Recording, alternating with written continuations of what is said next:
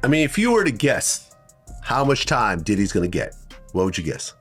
He probably gonna get life. And from the way Diddy reacted in court, even he knows it. Word is, right after new evidence was presented in court, Diddy started to panic. Reports say he looked the judge dead in the eye and said he was a little nervous. If you know Diddy, you know he's got reach. But this time, his reach ain't reaching. And this new evidence, it's about to blow the whole case wide open. Let's break it all down. The allegations and the drama kicking off. Pooh Daddy, P. Diddy Love, whatever name you know him by. This music mogul who's been running the game for decades is now facing the biggest battle of his life, and it ain't on no Billboard charts. The trial, which started with jury selection on May 5th, 2025 in downtown Manhattan, has already got social media blown up with all kinds of reactions. But before we get into the latest tea that's got everybody shook, let's back up and understand exactly what Brother Love is being charged with, how we ended up here, and what's at stake in this high-profile case that could potentially have him locked up for life. No cap. Diddy got snatched up by the feds on September 16th, 2024, after a grand jury indictment. Since that day, he's been on ice at the Brooklyn Metropolitan Detention Center with no bail. The judge wasn't trying to hear nothing about letting him out, citing concerns about witness tampering, his anger issues, and history with substances. This pre-trial lockdown has been going on for over 7 months now, and his lawyers have been getting like crazy to get him out, but the judge ain't budging. The charges against Diddy ain't no joke. He's facing federal charges including sex tracking by force, fraud, or coercion, racketeering conspiracy, and transportation for prostitution. These ain't minor charges. The sex tracking and racketeering alone could have him eating prison food for the rest of his life if the jury says he's guilty. Prosecutors are saying Diddy ran a criminal enterprise from 2008 up until now, involving sex tracking, forced labor, kidnapping, arson, bribery, and obstruction of justice. The wildest part of these allegations is what prosecutors are calling freakos. Basically, they're saying Diddy was organizing crazy sex performances that he directed, watched, and recorded. The judge also told them that the defendant is presumed innocent until proven guilty. That defendant, of course, Sean Diddy Combs, walked into the courtroom yesterday wearing a sweater over a white-collared shirt and gray slacks. He hugged his attorneys when he got in. As proceedings got underway, new indictments have been dropping with even more wild accusations, adding claims about forced labor, making employees work crazy hours under threats, and specific acts of violence. A January 2025 superseding indictment added details about forcing people into commercial sex acts and specific abuses like throwing, hitting, choking, and even dangling someone over a balcony. All these allegations paint a picture of a man who was allegedly using his power in the worst ways. But the legal drama doesn't stop with the criminal charges. The man's also facing over 60 civil lawsuits claiming sexual assault, harassment, and other misconduct. These cases involve people from all backgrounds, with allegations going all the way back to the early 90s. The most talked about civil case involved Cassie Ventura, Diddy's ex. She accused him of violent abuse, sexual abuse, and forcing women into those freakos in a lawsuit led in November 2023. That case was settled for an undisclosed amount, but it blew up again when CNN dropped surveillance footage from March 5th, 2016, showing Diddy physically assaulting Ventura at the Intercontinental Hotel in Los Angeles. This video later got referenced in the federal indictment, where Diddy allegedly tried to pay hotel staff to keep it on the low. several of them said they already saw a key piece of evidence in this case, video of Combs beating R&B singer and ex-girlfriend Cassie Ventura inside a Los Angeles hotel. One woman was dismissed after describing a still image she saw from that video as, quote, damning evidence. Ventura, one of the four accusers, is expected to testify. By day's end, on April 25th, 2025, in a pre-trial hearing, a judge ruled that this 2016 video could be used as evidence, even though Diddy's lawyers tried to say it was edited. This was a big W for the prosecution, as it lets them show the jury some serious visual evidence of Diddy allegedly getting violent. The list of accusers keeps growing, with allegations ranging from drugging and assault to forced sex. Joey Dickerson Neal alleged drugging and assault in 1991 with video distribution. Liza Gardner claimed at age 16 with subsequent violence. Rodney Jones Jr. accused Diddy of unwanted sexual contact and forcing prostitution. Crystal McKinney claimed drugging and forced oral sex in 2003. The list is long, with each accusation adding to the mountain of evidence against Diddy. As these allegations stacked up, the feds weren't playing around. On March 25th, 2024, federal agents ran up in Diddy's cribs in Los Angeles, New York, and Miami, Miami, seizing computers, drugs, including ketamine, ecstasy, and GHB, 3 illegally modied AR-15s, and over 1,000 bottles of baby oil and lubricant. These raids gave them real evidence that's been key in building the case against Diddy. Throughout this whole legal mess, Diddy's maintained his innocence and pleaded not guilty to everything. He curved a plea deal on May 1st, 2025, choosing instead to take his chances at trial. His defense team is saying all. The sexual relationships were consensual, and that evidence against him, like the 2016 video, has been tampered with. Talk to Harvey on TMZ. To me, this whole case boils down to an issue of consent, right? And as far as I know, I don't know all the evidence, but it's an issue of consent, right? Did they consent or did they not? I mean, was a gun put to someone's head? Or did they want to do it because they were getting all the perks associated with being part of a Diddy party and being one of Diddy's entourage, right? Did he buy him a house or cars and stuff? He didn't have to buy anyone a car or a house. Now, as the trial moves forward, the prosecution is planning to call mad witnesses, including Cassie Ventura, to testify about their experiences with Diddy. The trial is expected to run for at least 8 weeks, with opening statements set to pop O on May 12, 2025. The jury selection process has been complicated, given how famous Diddy is and all the media coverage this case has gotten. Judge Arun Subramanian has been grinding to narrow down a pool of over 600 potential jurors to end to people who can look at the case without bias. Hey everybody, welcome to Behind the Bar. We're covering day 3 of the Diddy trial. A lot's happening in court. The court has announced that they have whittled down the potential jury pool from 600 to 45 people, from which the eventual jury of 18 people will come. 12 actual jurors, 6 alternates. A lot's happened for the last 3 days. Court's going to be dark tomorrow. One interesting moment during jury selection. At one point, Diddy asked for a bathroom break, telling the judge he was a little nervous. This little moment gave us a peek at how Diddy's really feeling as he faces these serious allegations. At one point, Combs asked for a bathroom break, telling the judge he was a little nervous. The court ultimately hopes to seat all 12 jurors plus 6 alternates by the end of this week before opening statements begin on Monday. All of them, by the way, will remain anonymous. As the jury selection process is wrapping up, there's been some drama for the prosecution. They're having trouble NDing one of their key witnesses, known as Victim 3. This witness was supposed to provide crucial testimony to support the prosecution's case, but they can't locate her despite their eorts. But victim number 3 is where all the action is, because the prosecution has announced we're going to lead our case after opening statements with 2 witnesses and then a third who's going to take a longer period of time. Maybe that third witness is Cassie, because there's a lot of juice going on there. But those first 2, one of whom is probably this victim number 3, who they say we simply can't locate. They have told the court, prosecutor Maureen Comey told the court that the woman doesn't live near New York City, and despite their efforts to this point, they're concerned she won't even appear if subpoenaed. This missing witness situation has people wondering if the prosecution's case might be falling apart, or if there might be other factors at play, like intimidation or somebody getting paid to stay ghost. It's a major development that could change how this whole trial plays out. Diddy life behind bars as new evidence drops. While all this courtroom drama has been popping Diddy's been living a whole different reality behind bars at the Metropolitan Detention Center, MDC, in Brooklyn. His time there, over 7 months now, has shown us how a celebrity of his caliber handles prison life. The Metropolitan Detention Center is known for being straight trash with horrible conditions. After Diddy got locked up, his lawyer, Mark Agnillo, immediately started complaining about the facility, pointing out the violence, terrible conditions, overcrowding, and staying issues. The stats don't lie. 2 inmates have been murked at MDC since June. At least 4 inmates have unalived themselves over the past 3 years, and 6 stay members have caught charges over the past years. Despite these rough conditions, word on the street is that Diddy's managed to keep it somewhat comfortable in the facility. At RST, they put him in the Secure Housing Unit, SHU, for protection, but Diddy's since been moved to general population. There, according to reports, he's been making friends with other inmates who've been helping him out with various tasks. Former Metropolitan Detention Center Deputy Warden Dr. D. Wayne Hendricks explained that this type of special treatment ain't unusual for famous inmates. Yeah, that's not necessarily uncommon, especially for someone of his celebrity status, especially if he's being housed with individuals that aren't a threat to him, or he's not a threat to them. So I'm assuming they probably are maybe doing some favors for him, maybe even cooking food in the microwave. I mean, they don't have microwaves, probably whipping up some type of meals from the commissary dishes. Now, they are to have hot water at a certain temperature where they can cook certain processed foods that they buy in commissary.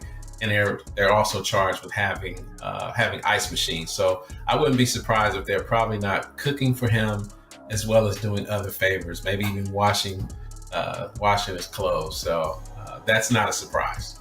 When asked why other inmates would be catering to Diddy like this, Dr. Hendricks suggested it could be because of his clout and the possibility that he might hook them up in the future.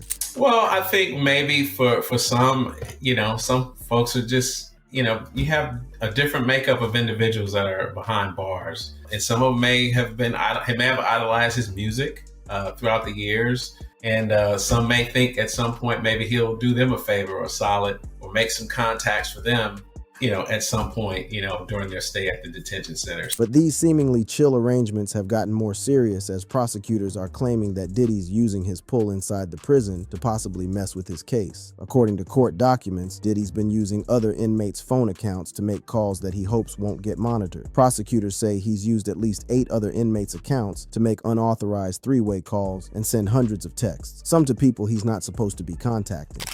Yes, and again, that's not an uncommon practice in jails and prisons across the country. Basically, it's a form of using the phones to make a three-way call. So like in your words, so that these calls potentially might not be monitored but all calls are recorded.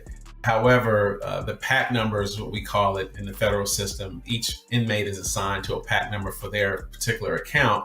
So that in his voice recognition. Even more sus, prosecutors are saying Diddy is orchestrating social media campaigns that are, in his own words, aimed at tainting the jury pool, made eOrts to publicly leak materials he views as helpful to the case, and contacted witnesses through third parties. These allegations, if true, suggest that Diddy's actively trying to influence the outcome of his trial while locked up. Dr. Hendricks was like, why is Diddy even trying these tactics when they probably won't work? But I just don't really understand why Mr. Combs is using this strategy, because these calls are going to be monitored.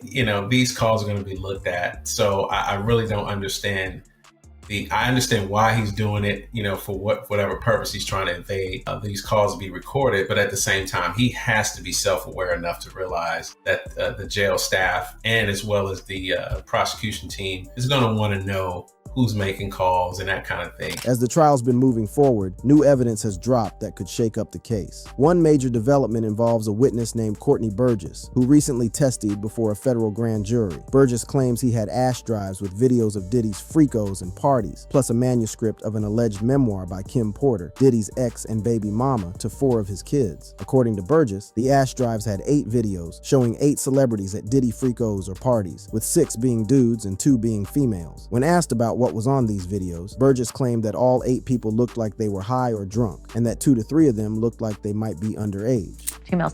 And of those 8 celebrities, how many of them were intoxicated or under the influence of drugs? This is going to be all speculation. I just want to preface it by he wouldn't know if they were. Right. Sure. Appear to Let me be, rephrase right. it. Based on, yes. Understand. Out of the 8 celebrities who were recorded having intimate relations with Sean Combs, how many of them appeared to be either inebriated or intoxicated or under the influence of drugs? All of them. All of them. Burgess also suggested that the videos were recorded on the low, with hidden cameras in private spots like bathrooms. You're aware of surreptitious cameras that were recording in private places like bathrooms? I didn't see the cameras. You could tell how the person was angled. I knew that it was a camera there because I was there. I wasn't there. I don't know if the person was too tall, he was holding it or whatever, but I wasn't there.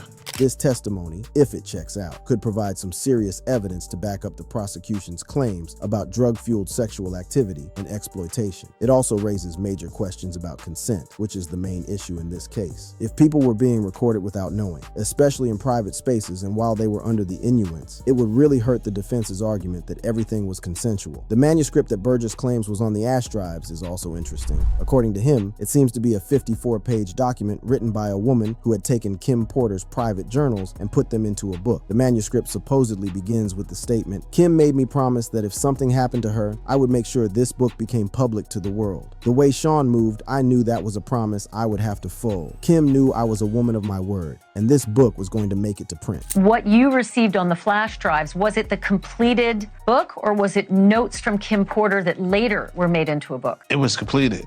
It's only 60, Okay. it's only about 54 pages. Sure, and in the beginning, it says, Kim made me promise that if something happened to her, I would make sure this book became public to the world. The way Sean moved, I knew that was a promise I would have to fulfill. Kim knew I was a woman of my word, and this book was going to make it to print. It's worth noting that Porter's kids have said this manuscript is fake. Plus, the way these ash drives changed hands and who had them when raises questions about how reliable this evidence is. Burgess claims he got the ash drives from a man who was dating Kim Porter just hours after speaking Bree with Porter herself. When asked what he thinks about Diddy now, Burgess didn't hold back, saying that Diddy went from being ambitious to doing anything to didn't care about nobody who he could beat, and Nally ended up turning to Lucifer today. This hate makes you wonder about Burgess's motives and if he might be biased in his testimony. I guess he was ambitious. He was then from ambitious went to doing anything, and then from doing anything to didn't care about nobody who he could beat, and then he ended up turning to Lucifer. Today, I look at him. I know y'all call him Diddy or Puffy. I call him Lucifer. As this new evidence has come out, Diddy's defense team has been grinding to challenge whether it should be allowed and if it's even legit. They've argued that the surveillance footage showing Diddy assaulting Cassie Ventura was tampered with, claiming it was sped up, out of sequence, and had covered timestamps. However, CNN has denied making any edits to the video. On February 12, 2025, Diddy's team led a lawsuit against NBC Universal and Ample Entertainment, claiming the documentary Diddy, The Making of a Bad Boy had false information, including videos of assaults and murders. This suggests they're trying to GH8 all the negative stories about Diddy in the media. The defense is also hinting at a strategy focused on Diddy's lifestyle choices. Mark Agnillo, one of Diddy's attorneys, has suggested that Diddy had a swinger lifestyle, implying that the sexual encounters were consensual. This approach tries to change the story from exploitation to adults who were all down for what was happening. Furthermore, well-known attorney Joe Tacopina, who decided not to represent Diddy because of scheduling conics, has publicly said he thinks the case against Diddy is very defensible and it's all about consent. Well, you were offered to take on Diddy as a client, but you turned him down. You know, look, I didn't turn him down because I don't like him or I don't believe in his case. I think he's got a very defensible case. Tacopina has questioned the charges, saying the use of RICO, Racketeer Innuenced and Corrupt Organizations Act, might be overkill. One-man RICO. One-man RICO, like, that used to be reserved for organized crime and drug cartels. Okay, then it became organized crime, drug cartels, maybe some bad guys on Wall Street. Now it's just like, I think it's a RICO. Just two people getting together. So I'm not willing to say that's a fait accompli that case. All these developments have set the stage for what's going to be a wild and heated trial. As opening statements get closer, both sides are knee-tuning their strategies based on the evidence they have and the challenges they're facing. The courtroom breakdown and what it all means. As the trial has been moving through its early stages, tension has been building in the courtroom. The pressure is obvious not just in the legal moves, but also in how Diddy himself is acting. Throughout jury selection, people have noticed moments where Diddy seems vulnerable, which is a big change from the condensed, larger-than-life image he's always presented to the world. One of these moments happened when Diddy asked for a bathroom break, telling Judge Arun Subramanian that he was a little nervous. This small admission gives us a glimpse into the mental pressure that Diddy's under as he faces these serious allegations and the possibility of spending the rest of his life locked up if found guilty. The jury selection process has been complex, but is almost done, with the pool of potential jurors narrowed down from over 600 to a much smaller number. Judge Arun Subramanian, who's only 45 years old, has been getting props for how he's handling this high-pro case. He's kept control of the proceedings and kept them moving according to schedule, which ain't easy, given how complicated the case is and all the media attention it's getting. Yeah, there's really been a flurry of activity, but you got to give credit to Judge Subramanian here. He is really starting to exert control over this case, and he has a schedule that he wants to keep, and part of that schedule is getting this jury selected by Friday. The prosecution, meanwhile, has been dealing with a major problem. They can't end one of their key witnesses. They haven't been able to locate victim 3, who was supposed to be a crucial witness in their case. This development has people questioning how strong the prosecution's case is and whether outside factors might be affecting witness participation. Typically are arrested for this. If you have a trial subpoena, you are legally obligated to show up and testify, and this is going to piss prosecutors off. Legal experts have pointed out that a subpoena ain't no joke. It's the law, and if you don't show up, you can get arrested. Despite this, the mystery, victim 3 inches, is still nowhere to be found, creating a major headache for prosecutors who've spent mad hours prepping this witness for testimony. The fact that this witness is MIA could have serious consequences for the prosecution's case. As legal analysts have explained, having one fewer victim makes it harder to establish the pattern of behavior that's central to the racketeering and sex tracking charges. People are speculating about all kinds of reasons why this witness ghosted, from fear and intimidation to getting a bag or just wanting to move on with their life without the trauma of a public trial. While there's no evidence suggesting witness tampering, the situation has nightly raised eyebrows given the serious allegations against Diddy. Yeah, I mean, we're just speculating here, but it could be something as simple as the person that wants to make a name for herself and we know they're women, that's one thing we know, in the record industry, in the music industry, and she knows that even if Diddy goes away for a long time, there are people that hold that against her. She's changed her mind for professional reasons like that. She also could feel fear. Regardless of why this witness is ducking, the prosecution's going to have to roll with the evidence and witnesses they still have. Judge Subramanian has made it crystal clear that the trial is going to continue, as scheduled, with or without this witness. As for Diddy himself, what he's been doing in lockup has become a hot topic for both the prosecution and the public. Reports suggest that he's been using his clout within the prison system to potentially mess with the case. Prosecutors claim he's using other inmates' phone accounts to make unauthorized calls and orchestrating social media campaigns aimed at influencing public opinion and possibly the jury pool. These allegations are extra concerning given what's at stake in this trial. If Diddy gets convicted on the sex tracking and racketeering charges, he could be looking at a life sentence with a mandatory minimum of 15 years just for the sex tracking. This reality might be why he's trying to X whatever influence he's got over the outcome of the case. Diddy's defense team has been putting in work to challenge the evidence against him and present alternative narratives. They've argued that the surveillance footage showing Diddy assaulting Cassie Ventura was manipulated, though CNN has denied making any edits to the footage. They've also suggested that Diddy's sexual relationships were consensual, framing them as part of a swinger lifestyle rather than exploitation. Attorney Joe Tacopina, who passed on representing Diddy because of scheduling conics, has publicly said he thinks the case is all about consent. If he did it and part of that was they came to these parties, that was consensual, right? They could have said, nah, I'm not coming to those parties, and if it means you're not going to pay for my car, screw you, don't pay for my car. Tacopina has also questioned why they're using RICO charges in this case, suggesting that prosecutors might be reaching. One-man RICO. One-man RICO, that used to be reserved for organized crime and drug cartels. Okay, then it became organized crime, drug cartels, maybe some bad guys on Wall Street. Now it's just like, I think it's a RICO, just two people getting together. So it's just, I'm not willing to say that's a fait accompli that case. I don't think it is at all. Yeah. The defense has also been pointing out that witnesses testifying against Diddy might be in it for the money. With all these civil lawsuits trying to get major bags, there's an argument that some accusers might be motivated by getting paid. A plea deal, that could be interesting. I mean, that could be something. But, it's like there's not going to be one witness that gets up on that witness stand is going to say, yeah, I don't have a financial motive here. I'm not suing him. I don't want money. I just want justice. Despite these defense eorts, the evidence against Diddy looks pretty heavy. The federal indictment claims a pattern of behavior from 2008 to now involving sex tracking, forced labor, kidnapping, arson, bribery, and obstruction of justice. Multiple accusers have come forward with similar stories, suggesting this wasn't just a one-time thing, but a consistent pattern. The surveillance footage showing Diddy beating Cassie Ventura provides real visual evidence of violent behavior, which the judge has said can be used in court despite the defense's objections. The STU seized during raids on Diddy's properties, including drugs and over 1,000 bottles of baby oil and lubricant, could back up the allegations of drug-fueled sexual activities. It's important to remember that, despite all the serious allegations and the evidence that's been made public, Diddy is presumed innocent until proven guilty in a court of law. The trial process is designed to test the prosecution's case against the strict standards of criminal justice, and it's only through this process that a determination of guilt or innocence can legitimately be made.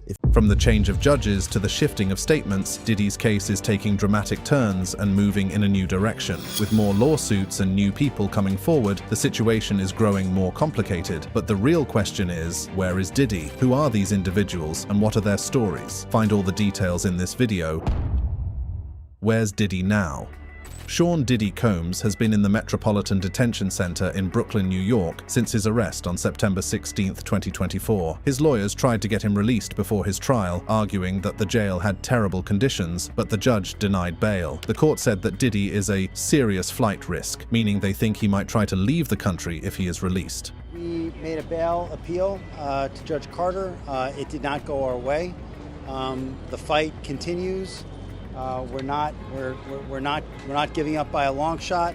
Diddy's trial is set to begin next year on May 5th, 2025, in Manhattan. The judge announced this during a hearing on October 10th, where Diddy appeared in court for the third time since his arrest. The trial is expected to last about 4 weeks, 3 weeks for the government to present its case, and 1 week for Diddy's defense team to present theirs. Diddy is facing serious criminal charges in federal court. These include kidnapping, drugging, and forcing women into sexual acts, sometimes using violence or threats of violence. Police found items in his mansion that they believe were used for large sexual parties called freak-offs, including drugs and over 1,000 bottles of baby oil. In the interview, Mark Agnifilo, Diddy's lawyer, tried to portray Diddy's freak-offs, where victims were allegedly exploited as if they were just normal encounters. He explained that in the past, these kinds of encounters would just be called threesomes. When Harvey Levin asked about the huge amount of baby oil, Agnifilo claimed he didn't understand where the number of 1,000 bottles came from. Levin pointed out that it was mentioned by the US attorney. Agnifilo responded by saying he couldn't imagine there being thousands of bottles and didn't understand why baby oil was even relevant. He joked that one bottle lasts a long time and that maybe Diddy buys it in bulk, comparing it to what people buy at Costco. However, Costco later confirmed they don't sell baby oil in their US stores, making his explanation seem even less believable. This attempt to explain the baby oil is especially questionable when you consider Cassie Ventura's lawsuit from 2023. She described in detail how baby oil was used during these freak-offs and that Diddy would ask her to use large amounts of it. Given the serious nature of the charges against Diddy, this detail is not something to be taken lightly. He also faces multiple lawsuits accusing him of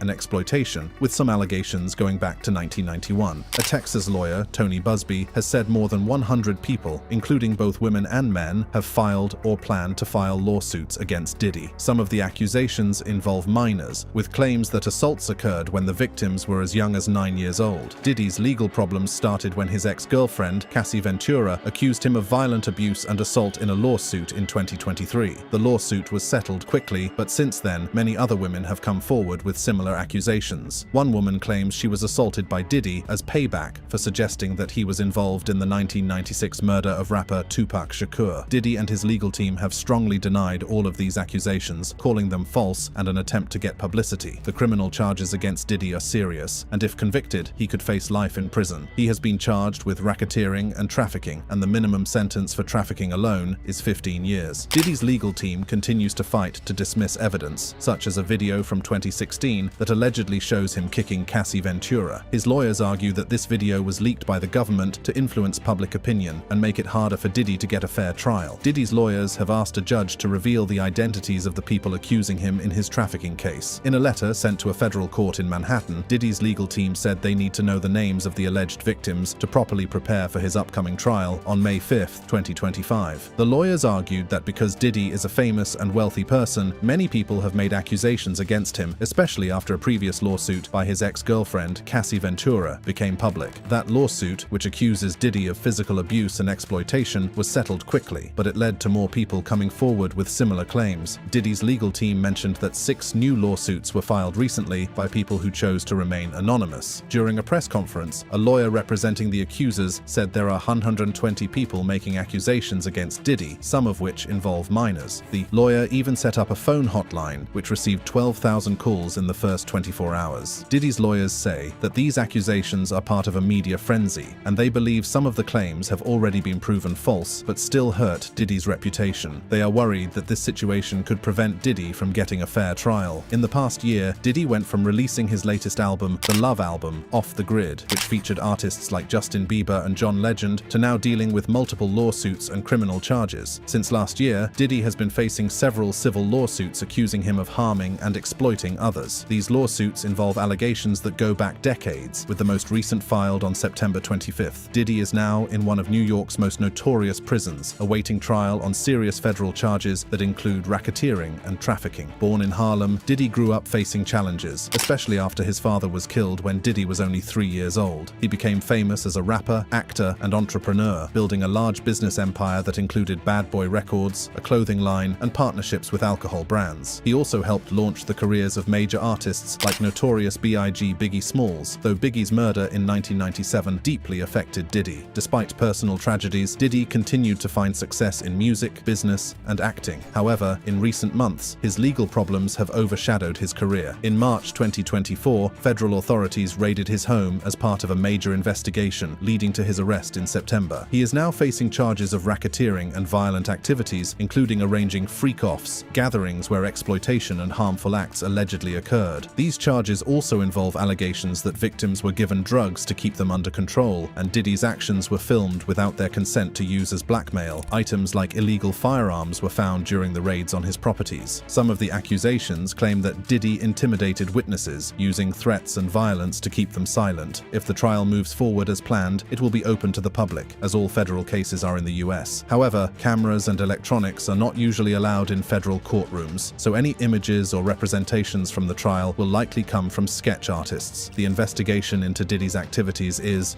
still ongoing, and prosecutors have encouraged any additional victims to come forward. It is possible that Diddy could face even more charges as the case develops. Now that we've discussed where Diddy is and what could possibly happen to him, let's move on to the latest updates and new details about the cases against him. Fresh lawsuits hit Diddy.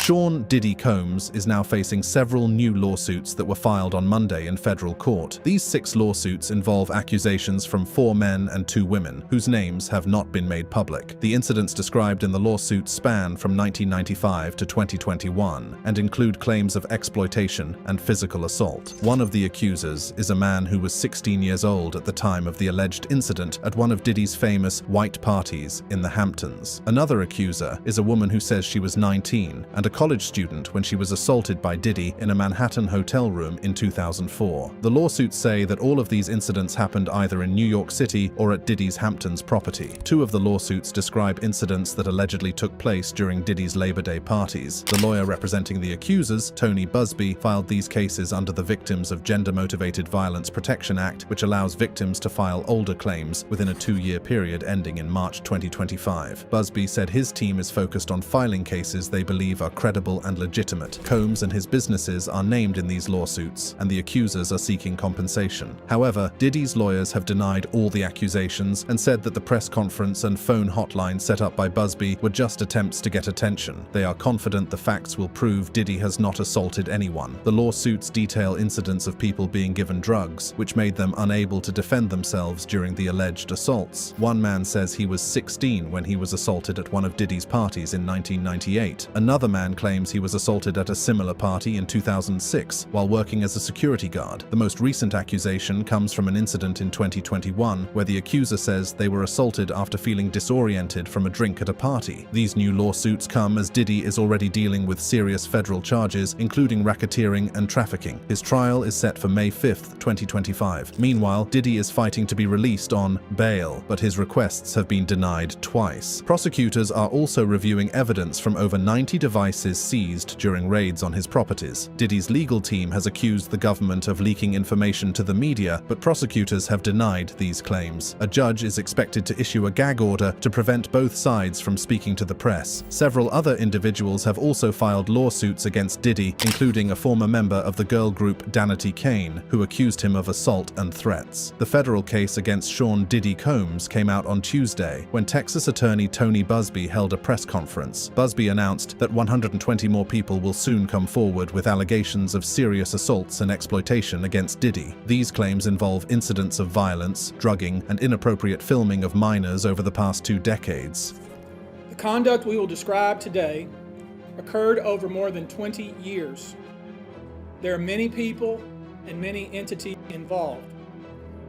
And we're going to follow this evidence wherever it takes us. Busby, who has represented other high-profile cases, also mentioned that there could be other people involved in this case, and lawsuits will be filed in different states within the next 30 days. Diddy's lawyers have denied all the accusations, calling them false and harmful to his reputation. This is the latest development in a long and complicated legal battle for Diddy, who is facing over 12 civil lawsuits as well as federal criminal charges. These charges were brought against him just a few weeks ago and have caused a major shakeup in the entertainment industry. Diddy was arrested on September 16th in Manhattan on charges that include racketeering, trafficking, and other serious crimes. The prosecutors say that Diddy used his businesses and influence to create and protect a criminal organization that allowed him to exploit people for his personal benefit. These activities reportedly included using threats, violence, and coercion. The shocking details from the indictment are the discovery of over 1,000 bottles of baby oil and lubricant during raids at Diddy's homes in Miami and Los Angeles. These items are linked to allegations of what Diddy called freak-offs, where people were reportedly drugged and forced into activities against their will. These events, which sometimes lasted for days, were allegedly filmed and staged by Diddy's team as if they were carefully planned events. Diddy has pleaded not guilty to all charges and maintains his innocence, despite offering a large bail package that included forfeiting family passports and putting up $50 million.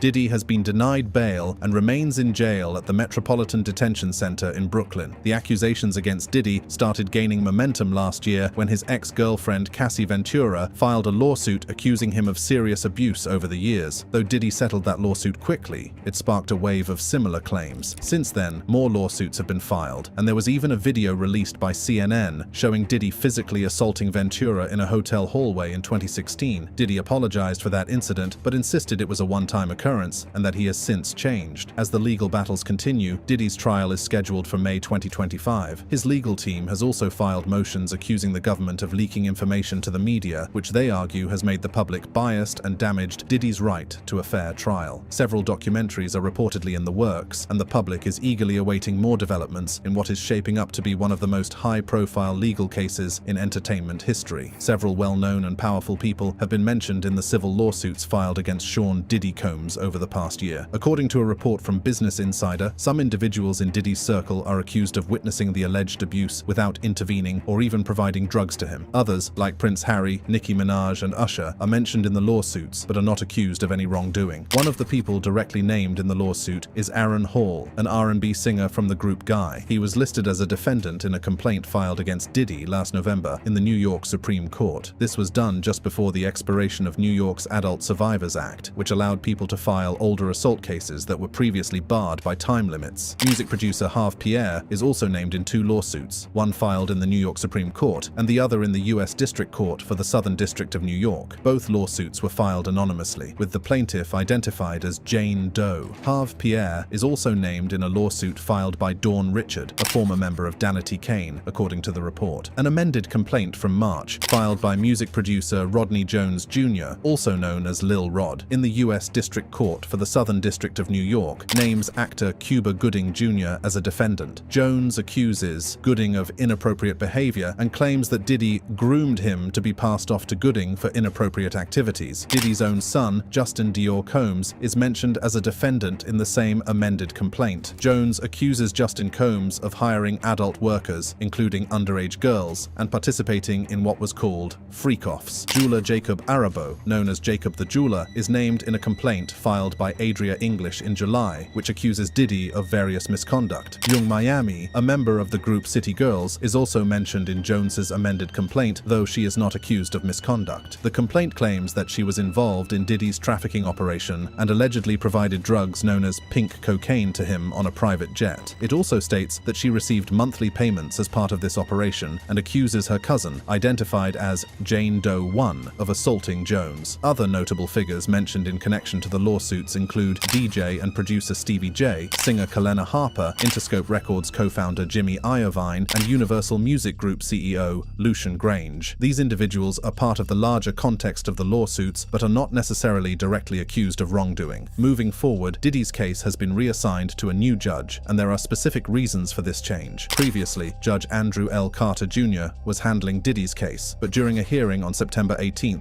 2024, Judge Carter mentioned that if he couldn't schedule a trial date, the case would be given to another judge. As a result, Diddy's case is now in the hands of Judge Aaron Subramanian, who will preside over the trial starting October 3, 2024. Diddy, who has been charged with racketeering, exploitation, and transporting people for inappropriate purposes, has not pleaded guilty. The new judge could potentially impact the case, as Diddy will have another opportunity to request bail, something that was previously denied by both Judge Carter and the first judge in the case, U.S. Magistrate Judge Robin Tarnowski. Both judges agreed with the prosecutors that Diddy should remain in jail until his trial. Diddy has been in custody since his arrest on September 16, 2024. Prosecutors prosecutors have accused Diddy of coercing women into participating in inappropriate performances with men. These events, reportedly referred to as freak-offs by Diddy, are at the center of some of the accusations against him. Diddy is currently being held at the Metropolitan Detention Center in Brooklyn, which is the same facility where cryptocurrency entrepreneur Sam Bankman-Fried was held. Additionally, Diddy has been placed on suicide watch, which is a standard precaution for high-profile individuals when they enter federal custody. His attorney, Mark Agnifilo, has stated in a documentary that Diddy is eager to tell his side of the story, acknowledging that Diddy has had difficult relationships and struggled with drug use, but he remains ready to defend himself in court. If anyone is struggling with domestic violence, assault, or substance abuse, it's important to seek help. There are helplines and professionals available to offer support. Now that we've talked about Diddy's recent lawsuits and new allegations against him, let's move on to the details about his white parties and the new information surrounding them. If convicted, Diddy could face decades in prison, effectively bringing an end to his storied career and leaving an indelible mark on his legacy. The case will likely dominate headlines for months to come as the world grapples with the shocking fall of one of its most iconic entertainers. Regardless of the outcome, the trial will forever change how Diddy is remembered, shifting the focus from his musical achievements to the dark allegations that now define his public image.